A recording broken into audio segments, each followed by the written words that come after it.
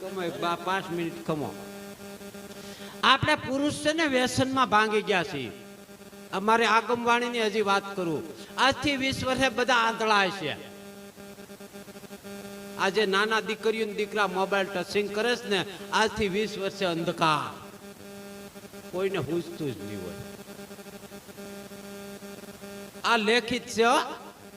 આજથી 20 વર્ષે કોઈની ઉપર સાડી નહીં હોય, સાડી નહીં હોય, નાબૂદ. આજથી 20 વર્ષે લગ્ન પસંદ નહીં હોય.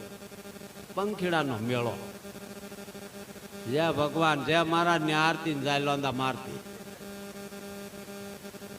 આગમવાણી 42 સાલ નાખીને વાણી લખી છે. સત્યવાણી છે.